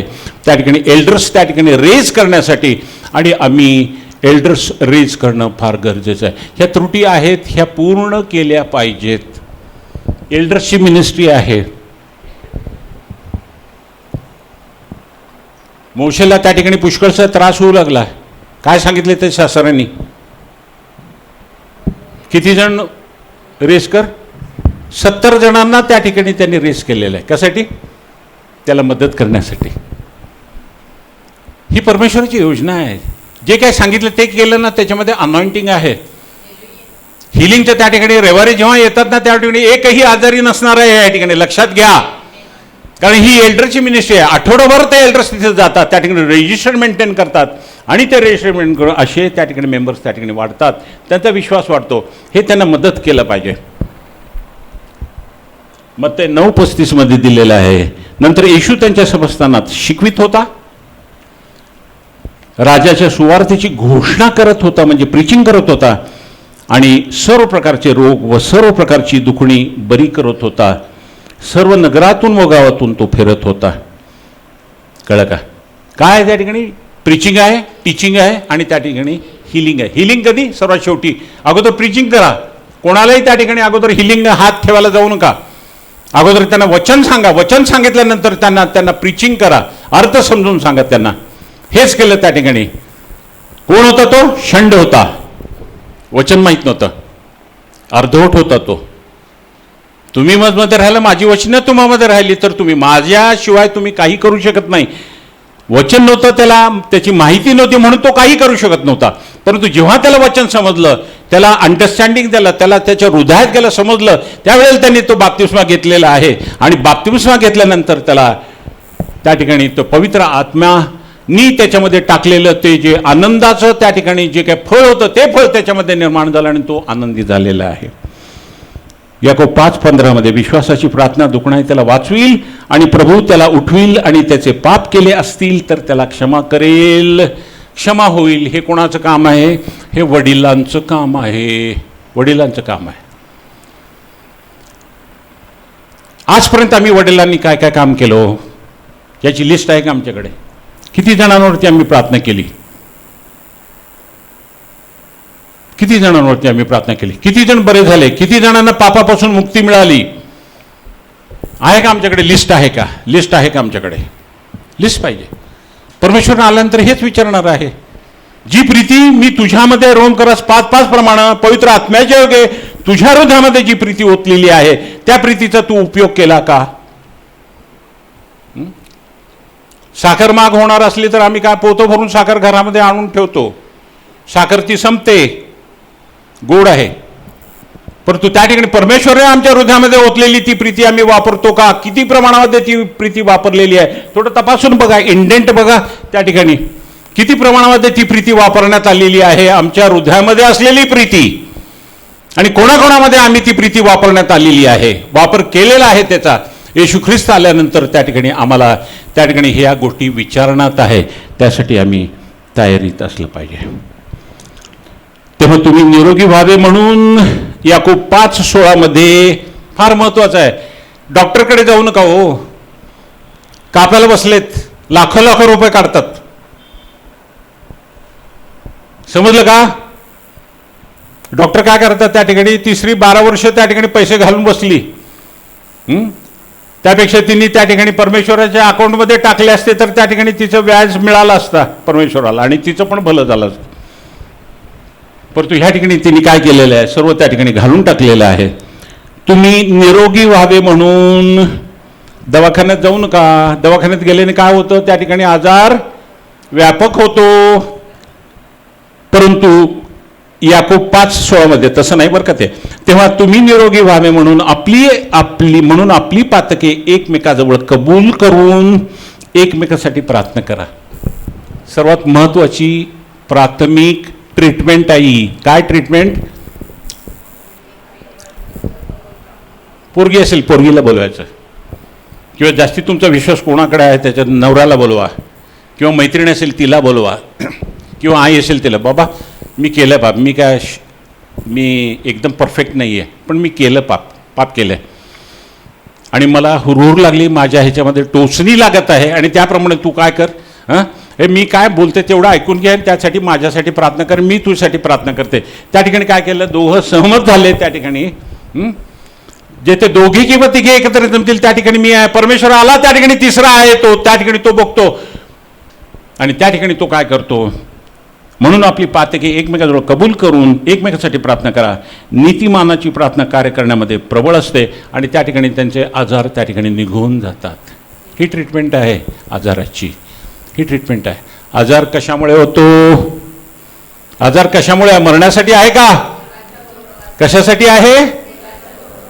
का होतो? कारण आम्ही परमेश्वराला गौरव देण्यासाठी त्या ठिकाणी विसरलो आहोत. त्यासाठी आम्हाला आठवण करण्यासाठी परमेश्वर त्या ठिकाणी काय करतो? असे छोटे छोटे चुटपुट त्या ठिकाणी आजार त्या ठिकाणी पाठवतो. त्यांनी करून आम्हाला कळतं की परमेश्वर काय केलं त्यांनी. येस, आजार आणि आम्ही परमेश्वराचं गौरव ह्यामध्ये नातं पाहिलं, आजार आणि त्या ठिकाणी पाप ह्यामध्ये नातं पाहिलं आणि त्यामध्ये आम्ही दोन्ही गोष्टींमध्ये काय करायचं हे आम्हाला परमेश्वराने सांगितलेलं आहे. आजार देवाच्या गौरवासाठी आहे, मरणासाठी नाही. देवाचा गौरव आम्ही करायला पाहिजे आणि आजारापासून मुक्त व्हायला पाहिजे. तसेच आम्ही पाप कबूल करून पश्चाताप केला पाहिजे आणि आजारापासून आम्ही मुक्त झालं पाहिजे. पुढच्या रविवारी त्या ठिकाणी प्रबोधन आहे ना, प्रबोधन आहे. आपण अनॉइंटिंगवरती सुरू करू, अनॉइंटिंग करूया. येथे थांबूया. पुष्कळशा गोष्टी सांगायच्यात परंतु आता सर्वच गोष्टी एकाच वेळी नाही तर अजीर्ण व्हायचं. सेनाधीश परमेश्वर, आम्ही तुझे मनापासून आभार मानतो. आम्ही तुला धन्यवाद देतो प्रभू. खरोखर तू किती चांगला आहेस. आम्हाला तू आशीर्वाद देत केलं शांततेने. तू आम्हाला तुझं वचन सांगण्यास आणि ग्रहण करण्यास तू आम्हाला, आम्ही सर्वजण तुझे मेंढरं आहोत आणि त्याप्रमाणे तू आम्हाला शिकवलंस. आज पवित्र आत्म्या तू समोर गेलास आणि तू तुझं गौरव आम्ही केलेलं, याबद्दल आम्ही तुला धन्यवाद देतो. आमच्यावरती तू आशीर्वाद पाठवला, आम्हाला समजून सांगितले, याबद्दल आम्ही तुला धन्यवाद देतो. येथे आलेल्या प्रत्येकांवरती तू प्रीती करतोस. प्रत्येकाने दाखवलेले आहेत की प्रभू परमेश्वर ते तुझ्यामध्ये आहेत. त्यांना दंडात्य नाही आहेत, ते देहामध्ये चालत नाही, परंतु ते आत्म्यामध्ये चालतात, असं त्या ठिकाणी तू सिद्ध केलंस. या ठिकाणी ते तुला आलेले, तुला गौरव देण्यासाठी. जे आले नाही त्यांना पण तू आशीर्वादित कर. येशू ख्रिस्ताच्या थोर पवित्र गोड नावाने मागतो म्हणून तो एक आमेन. परमेश्वर तुम्हाला आशीर्वाद देवो व तुमचे संरक्षण करो. परमेश्वर आपला मुख प्रकाश तुमच्यावर पाडो व तुमच्यावरती कृपा करो. परमेश्वर तुमच्याकडे प्रसन्नमुख करो आणि तुम्हाला शांती देवो. ही ईश्वर चरणी प्रार्थना. आमेन.